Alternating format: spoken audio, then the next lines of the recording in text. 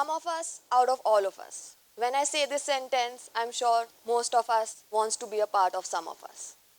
Well, hello everyone, I'm Gunjana Kharbanda and I'm still figuring out where I belong. When I say figuring out, I mean doing everything and anything to see if I fit in and not just making notes of the things that I can do. I did my bachelor's in architecture, thought of getting a job in sustainable interior practices, then suddenly found the whole process of putting up a building together very lengthy, thought about pursuing product design, looking at my model making skills. And while I was going through all these options, I finally decided to do graphics, looking at my software skills. And mind you, by skills I mean I was convinced that I was pretty good at what I did.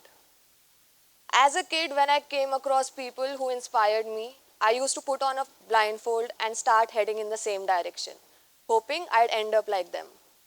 Maybe during that time, graphic design was something that fascinated me the most, and I thought I'll try more things later.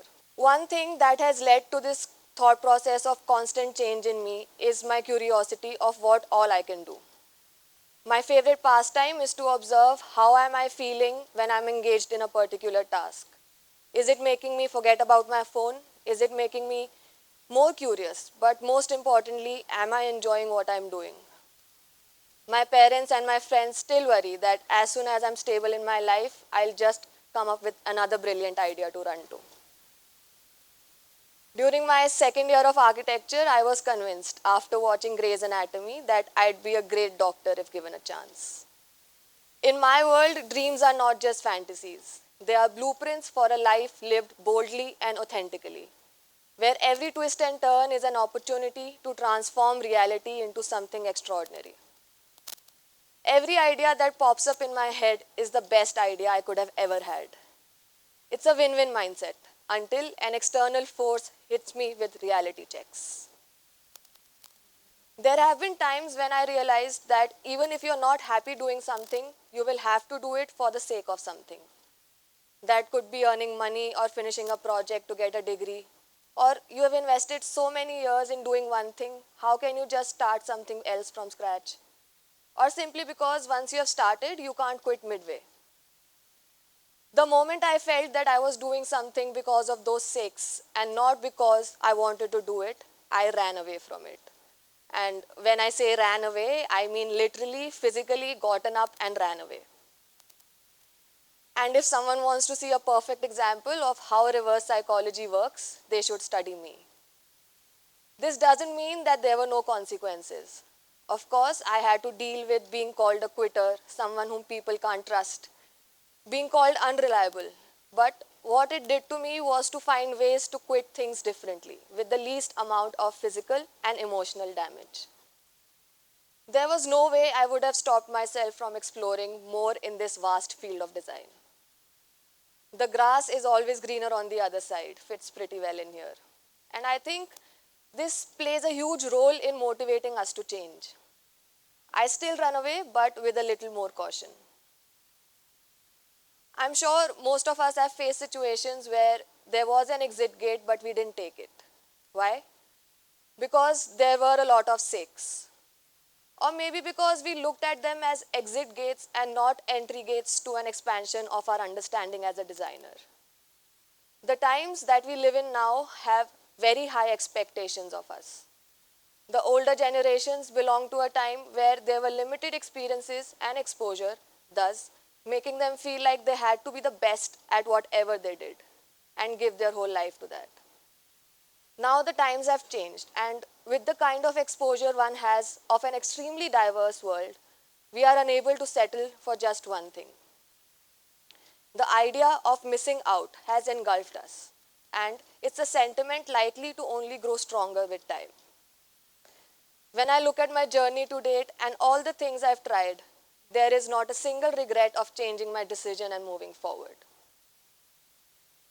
Talking about multiple skills not only equips you with its knowledge, but also with the operational characteristics that comes with being in that environment. There is a huge difference in how a doctor, an engineer, an entrepreneur, or a designer lives their life and how their capabilities reflect in the work they do. Yes, these differences are less prominent, when we move around in areas that are closer to our field, such as architecture, graphic design, product design, and so on. But they are prominently present.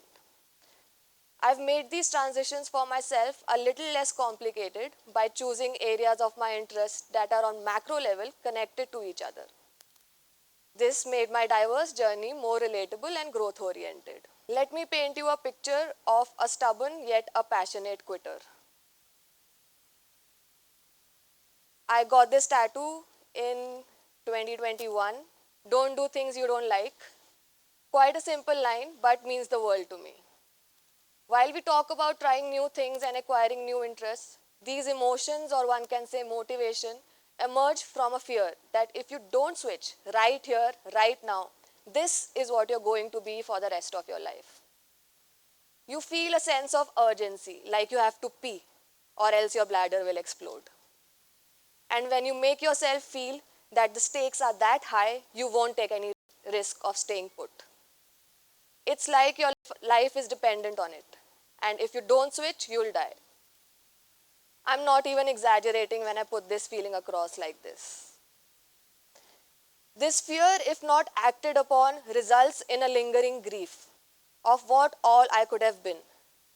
All this while, I was subjected to the notion that you don't care about your profession that much to stick around with one thing.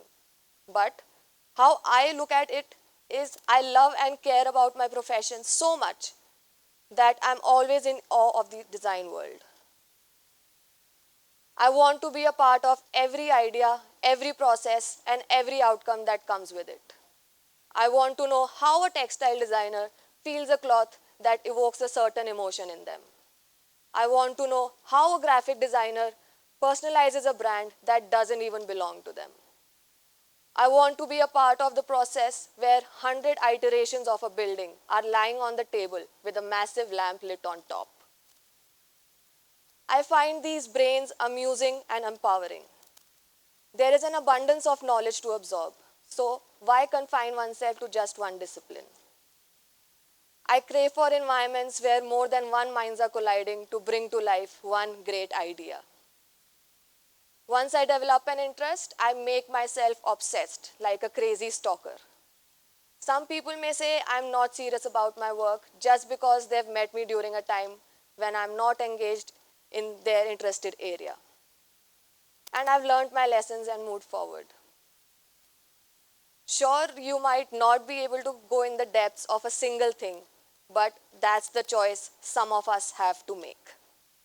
You may not find the top architect or a graphic designer in me, but you'll come across someone who's been in diverse places and engaged with fascinating minds to put together a story that will not only be understood by designers alone, but by everyone and everything that surrounds them. And who knows, perhaps that's precisely what you've been seeking all along. In an overwhelming world of endless content generation, there is a need to become someone who comprehends it holistically. It's an ongoing journey for me to gravitate towards diversity. And I feel that is what is keeping me sane, the insanity of change. I don't encourage stability, and for the love of design, I encourage everything that takes you away from it. Thank you.